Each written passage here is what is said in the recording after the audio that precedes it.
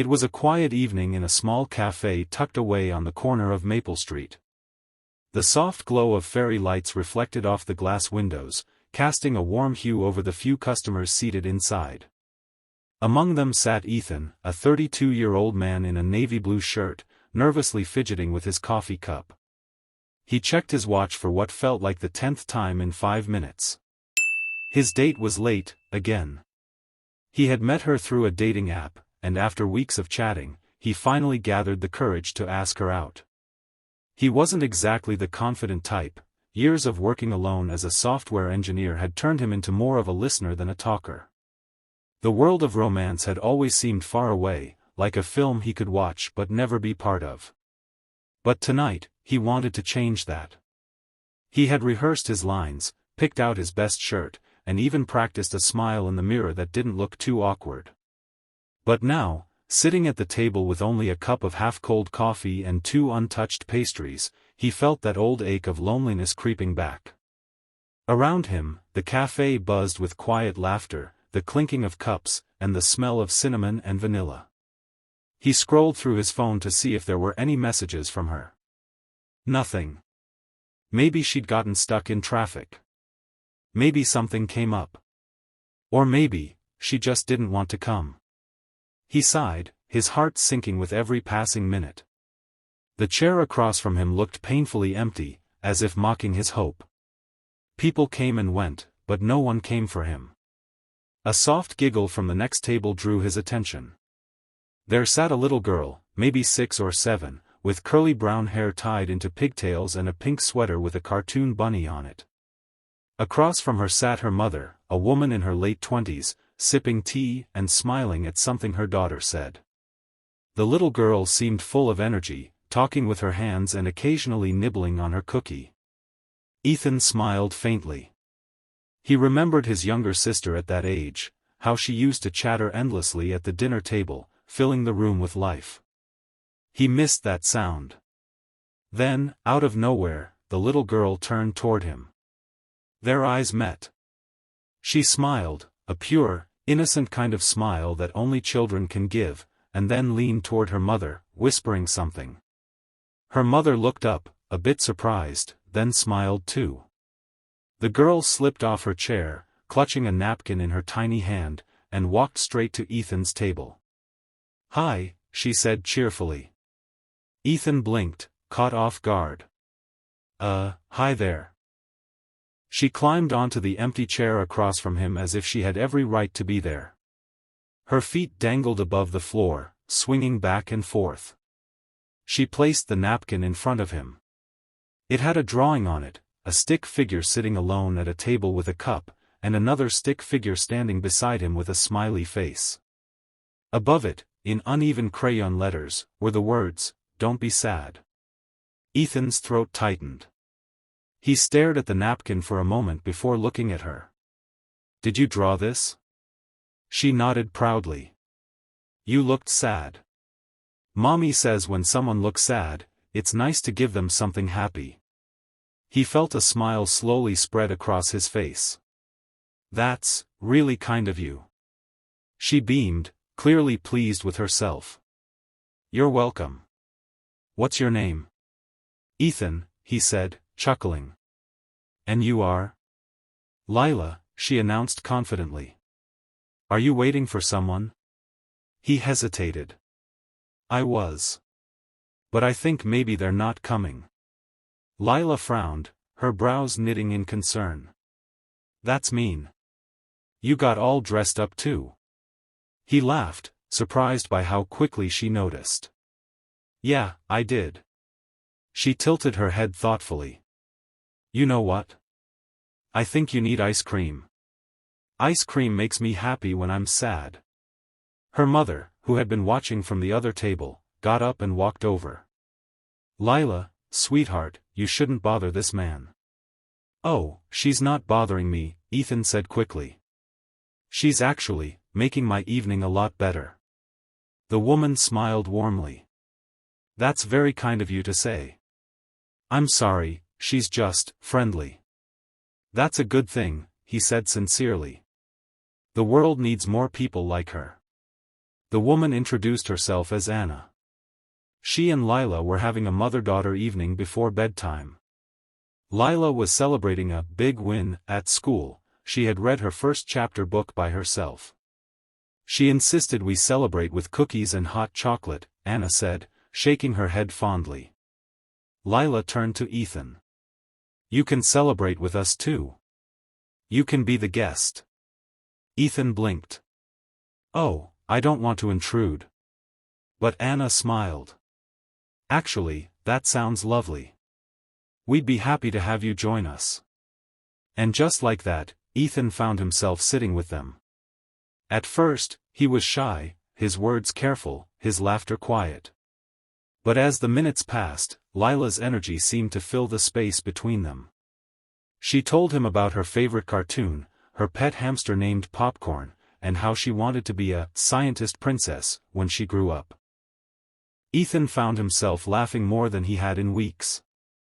Anna watched with amusement, occasionally joining in with stories of her own. There was something so natural about it, as if the three of them had known each other for years. When the waiter came by, Lila ordered an ice cream sundae with 2 spoons. She handed one to Ethan. You said you were sad, she reminded him. Ice cream helps. He accepted it with a small nod, touched beyond words.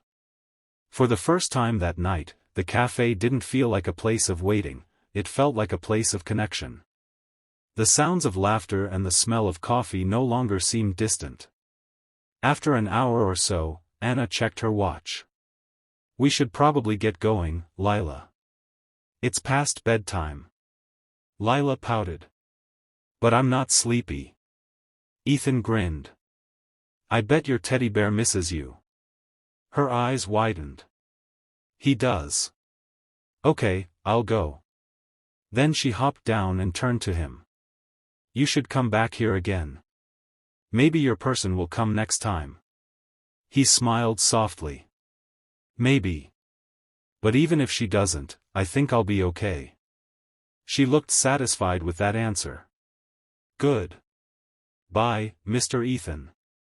Anna smiled and said goodbye as well, thanking him for being kind. Ethan watched as they left, the little girl skipping ahead, her laughter echoing faintly through the café door. He looked down at the napkin she'd given him, still sitting beside his coffee cup. The drawing, simple and innocent, now felt like a tiny piece of magic. He folded it carefully and put it in his wallet. When he finally left the café, the night air was cool and gentle. The stars above seemed a little brighter, the world a little lighter. He walked home with an unfamiliar warmth in his chest, not the warmth of romance, but of something purer. The next morning, he woke up early.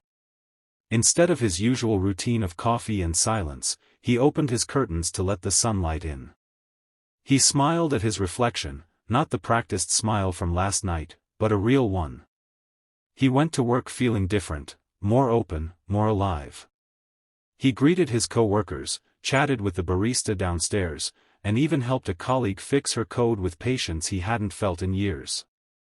That small encounter the night before had reminded him that kindness doesn't always come from grand gestures, it often hides in the smallest of moments.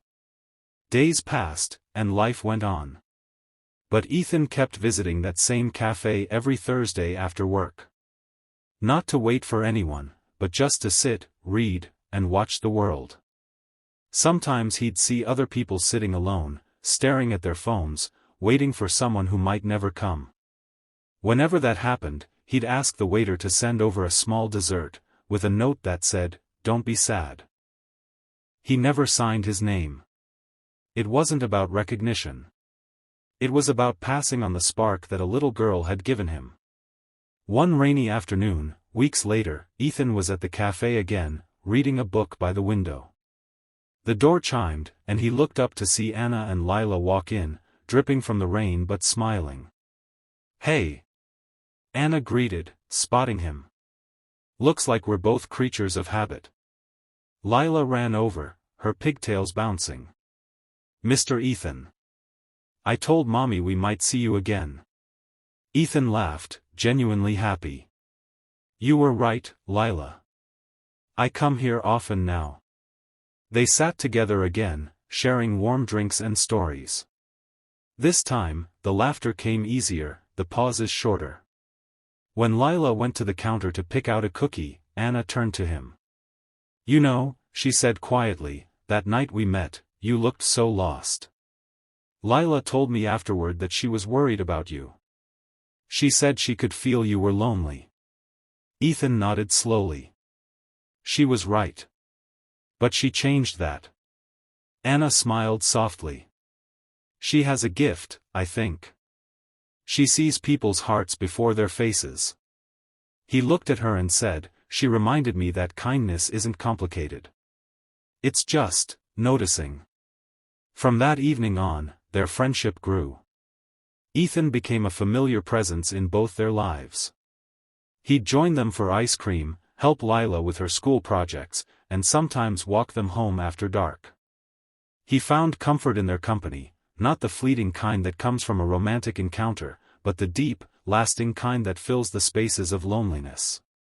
Months later, on a sunny spring afternoon, Ethan, Anna, and Lila were sitting together at the park.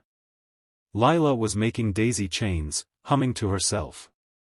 Hey, Ethan, she said suddenly, holding up a small flower crown. You're not sad anymore. He looked at her, the sunlight catching in her bright brown eyes, and smiled. No, Lila. I'm not. She placed the flower crown on his head and giggled. Good. I fixed you. He laughed, tears threatening his eyes. Yes, you did. And in that moment, surrounded by laughter, sunlight, and the quiet joy of connection, Ethan realized something profound. Sometimes, healing doesn't come from the person you expect, or from love in the way you imagine. Sometimes, it comes from a small voice whispering kindness when you need it most. That evening, as they walked home, he glanced at Lila's drawing still tucked in his wallet. The words, "Don't be sad," had faded slightly, but their meaning never would.